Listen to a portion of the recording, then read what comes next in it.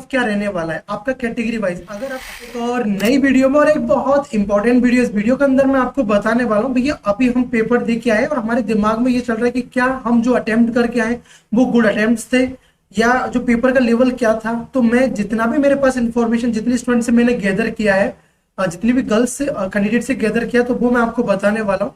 Plus आपका cut off क्या रहने वाला है आपका कैटेगरी वाइज। अगर आप अटेम्प्ट करके आए हो, जनरल कैटेगरी से बिलोंग करते हो तो कितना कट ऑफ होना चाहिए था, ओबीसी एनसीएल से तो क्या आपका कट ऑफ रहने वाला है, तो वो मैं आपको कंप्लीट इन्फॉर्मेशन देने वाला हूँ। वीडियो को लास्ट तक देखना। अगर ये वीडियो अच्छा लगे तो वीडियो को लाइक करके और चैनल को सब्सक्राइब करके बने रहना। देखो ये जो डिफिकल्टी लेवल है पेपर का, मैंने जितने स्टूडेंट का अभी तक मैंने लिया है, डाटा पूछा है, तो उन सबका क्या एवरेज रहा, तो उसके बेसिस पे मैं बता रहा हूँ। लोगों को जो बायोलॉजी का पेपर था आज के जो आपका हुआ वो उनको इजी लगा था। एम्स नर्सिंग का जो पेपर था इजी लगा। केमिस्ट्री के अंदर में इजी टू मॉडरेट था, इजी टू मॉडरेट था, ठीक है ना। और जो बायोलॉजी का पेपर था उनको मॉडरेट टू डिफिकल्ट देखने को लगा, ठीक है ना। अब ये तो देखो इसका एक फैक्टर ये भी हो सकता है, क्योंकि आपने भी एक चीज देखा होगा, जो नर्सिंग का एम्स नर्सिंग का जो गर्ल्स प्रिपरेशन करती है तो मैक्सिमम लोग ना वो उनका, क्योंकि उनका ये बायोलॉजी हुआ केमिस्ट्री हुआ वो स्ट्रांग होता ही है, तो उनका ये एक रीजन तो ये भी हो सकता है। और मे भी पेपर का लेवल डिफिकल्ट भी हो सकता है।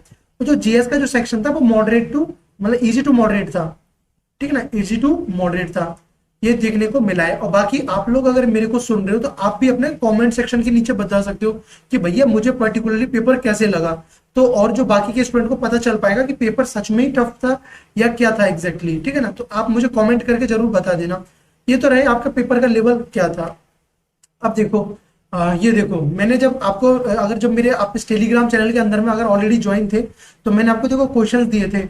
अब ये देखो जो स्टूडेंट सॉल्व कर गए थे उनका रिस्पॉन्स देखो, सर थैंक्स, आपके क्वेश्चंस में से पूरा जीके का पोर्शन आया था, 10 क्वेश्चन से अटेम्प्ट किया। अब देखो उसने 10 क्वेश्चन अटेम्प्ट किए। मैंने भी पहले आपको पहली वीडियोज में, उससे पहले वीडियोज में क्या बोला था कि जीके वाला जो सेक्शन आपका ये बहुत डिसाइड करता है। जो जीके, ये जीके वाला सेक्शन है, जनरल नॉलेज वाला सेक्शन है, आपके सिलेक्शन को बहुत डिसाइड करता है। तो मैंने, मेरे से हो पाया, मैंने आपको कम से कम इसमें 300 से 400 क्वेश्चन, वन लाइनर हुआ, जितना भी हुआ, जो पैटर्न में पूछा जाता था वो सब कुछ दिया था, ठीक है ना। अगर आपने हेल्प आपने किया तो आपको इससे हेल्प मिला होगा। अब गुड अटेम्प्ट, देखो अभी भी परेशान नहीं होना है कि भैया हमारे पास तो आपका वीडियो पहुंचा ही नहीं था, फर्स्ट टाइम आज ही वीडियो पहुंचा है, तो कोई बात नहीं, अभी टाइम है। अभी मैं आपको काउंसलिंग के थ्रू कैसे काउंसलिंग करना है, कैसे चॉइस फिलिंग करना है, जिससे कि आपको एडमिशन मिले किसी ना किसी नर्सिंग के, एम्स नर्सिंग कॉलेज के अंदर। बठिंडा हुआ, भुवनेश्वर हुआ, कल्याणी हुआ है, जम्मू हुआ, कहीं ना कहीं। अब मुझे पता है कि अभी आप ना परेशान होगा इस चीज को लेके, आप लोग परेशान होंगे भैया हमको एडमिशन मिल पाएगा भी नहीं मिल पाएगा। देखो कुछ स्टूडेंट अगर जिनका, देखो मैं बताता हूँ, जिनका ओबीसी एनसीएल है, पहली बात ओबीसी एनसीएल, ईडब्ल्यूएस है, एससी है और एसटी कैटेगरी है, भाई इनको तो टेंशन लेना नहीं है, कम मार्क्स आएगा फिर भी एडमिशन मिल जाए। क्योंकि एम्स का देखो फर्स्ट राउंड का काउंसलिंग होता है, सेकंड राउंड का काउंसलिंग होता है, देन उसके बाद में एक मॉपअप भी होता है, इस टाइप से करके इनका काउंसलिंग होता है। लेकिन जो ओबीसी एनसीएल और ईडब्ल्यूएस वाले ना भाई, इनका जो सर्टिफिकेट है वो वैलिड डेट का होना चाहिए। किसका? वैलिड डेट का होना चाहिए। अगर आपका वैलिड डेट का है तभी आप इसके लिए एलिजिबल हो। आपके दिमाग में क्वेश्चन आ रहा होगा, सर मेरा ओबीसी एनसीएल तो मैंने अपलोड किया था बट मेरा वैलिड डेट का नहीं था, क्या मैं मुझे रिजेक्ट हो जाऊंगी, काउंसलिंग से बाहर हो जाऊंगी? नहीं, रिजेक्ट नहीं रहोगे आप। अगर आपका वैलिड डेट का नहीं था तो आपको ओबीसी एनसीएल ना मान के आपको जनरल की तरह ट्रीट किया जाएगा, ठीक है। अब मैं आपको गुड अटेम्प्ट्स बताता हूँ कि गुड अटेम्प्ट्स क्या थे, आपके होने चाहिए थे।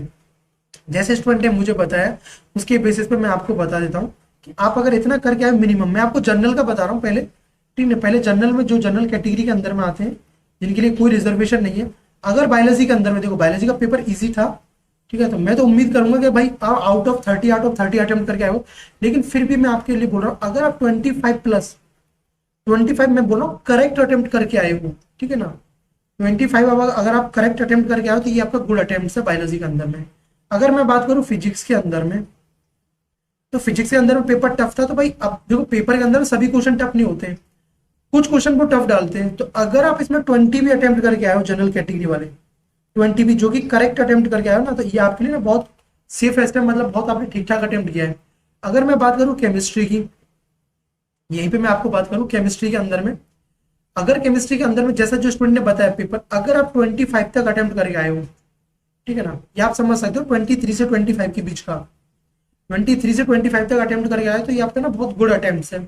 और अगर मैं आपको बात करूं, यहाँ पे देखो, यहाँ पे मैं अगर बात करूं, ये हो गया अगर जीके जीएस का, तो अगर आप उसमें 5 भी अटेम्प्ट करके आए हो ना तो आपने बहुत ठीक किया है कि भाई अगर 5 भी सही होना चाहिए, ये 5 क्या होना चाहिए, सही होना चाहिए।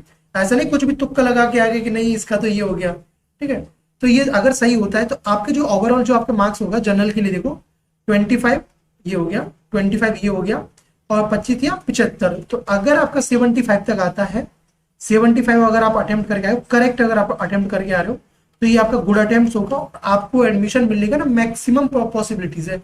तो आपको कहीं ना कहीं एक अच्छे इंस्टीट्यूट के अंदर में एडमिशन मिल जाएगा। अगर मैं बात करूं भाई ओबीसी वाले की, तो भाई ओबीसी वाले ने जो मैंने आपको बताया है इसके अंदर में 2 मार्क्स आप मतलब होता है ना, एक आपको जैसे ये आपका 75 है, आपका 75 आ रहा है, ठीक है ना, टोटल करके अगर आपका 70 तक आ रहा है, 70 आप अटेम्प्ट करके आए हो जो भी करेक्ट, अगर 70 अटेम्प्ट करके आए हो तो आपके लिए बहुत ठीक है।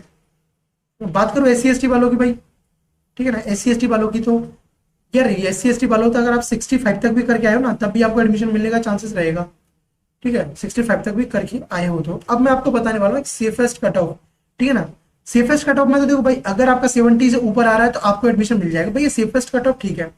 देखो अगर SC ST में 65 प्लस करके आए हो, 65 तक अगर आपने करके आए हो करेक्ट, तो SC ST वालों को मिल जाएगा। सेफेस्ट बता रहा हूँ पहले, फिर मैं आपको ना इसी में बताऊंगा मिनिमम कि भाई इतना आ रहा है ना तो आपको किसी ना किसी राउंड के अंदर में चांसेस रहेगा। और 70 प्लस अगर आप जनरल ओबीसी से करके आए हो तो आपको कहीं ना कहीं एडमिशन मिलने का पॉसिबिलिटीज रहेगा। अब मेरी चीजों को आप सुनना, अच्छे से सुनना, देखो जो मैं आपको अभी बता रहा हूं, ठीक है। अब देखो मिनिमम कट ऑफ मार्क्स मैं आपको बताने वाला हूं। देखो जनरल कैटेगरी से अगर आप बिलोंग करते हो, जनरल कैटेगरी के अंदर मैंने बोला 68 प्लस अगर आप करके आए हो तो आपको कहीं ना कहीं एडमिशन के चांसेस रहेगा। कब अब कहाँ एडमिशन मिल सकता है, देखो बठिंडा हुआ उसका कम जाता है, जम्मू का भी कम जाएगा। तो ये चीज जब काउंसलिंग आप चॉइस लिंक करो तब इस चीज का ध्यान रखना है। और अगर आपको चॉइस लिंक का आइडिया नहीं है कि भैया कैसे करना है, तो मैं इस चैनल पे जुड़े रहना और चैनल को सब्सक्राइब कर लेना, मैं आपको बहुत अच्छे से हेल्प करने वाला हूँ और बताने वाला हूँ, ठीक है।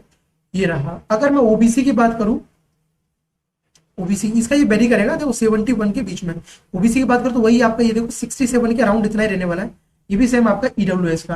अगर आपका ना ईडब्ल्यूएस और ओबीसी का जो आपका ये था सर्टिफिकेट बना हुआ था, अब ये कब है भैया, ये आप मिनिमम कट ऑफ बता रहा हूँ मैं। अब ये मत समझना ना ये सेफ है कि नहीं, इसमें मिनिमम का मतलब अगर आपका इतना है तो आपका मेरिट लिस्ट के अंदर में नाम आ जाएगा, ठीक है ना, मेरिट लिस्ट के मेरिट लिस्ट के अंदर में नाम आ जाएगा। और आपका जब फर्स्ट राउंड होगा, सेकंड राउंड होगा और स्पोर्ट काउंसलिंग जो आपका मॉपअप राउंड होता है उसके अंदर में आपको इस तक भी आपका अगर मार्क्स आ रहा तो एडमिशन का चांसेस आपका रहेगा।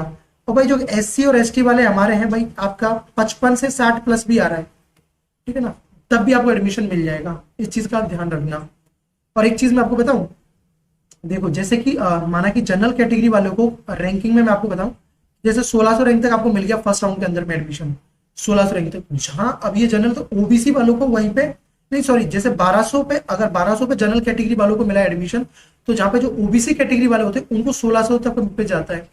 SC ST वालों को भाई ये देखो 2500 से 3500 रैंक तक जाता है।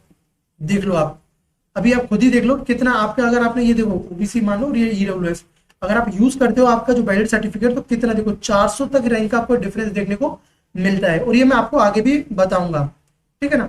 सो ये आपने देख लिया होगा। तो अभी मैं आपको बस कुछ चीजें बोलूंगा कि परेशान मत रहो बिल्कुल भी, ठीक है ना। अभी आपने अगर ये किया है और आपने कितना अटेम्प्ट किया है, आप एक बार ना ये भी मुझे कमेंट सेक्शन के अंदर बता देना कि भैया मैं इतना अटेम्प्ट करके आई हूँ, ठीक है। कोई भी दिक्कत हो वो इतना अटेम्प्ट करेंगे, जिससे मुझे एक भी आइडिया और लग पाएगा कि हाँ एग्जैक्टली क्या रहने वाला है। ये जितना स्टूडेंट का मैंने जिस स्केल में लिया है, आप लोग भी कमेंट करोगे तो आपका तो स्केल बड़ा हो जाएगा, ठीक है।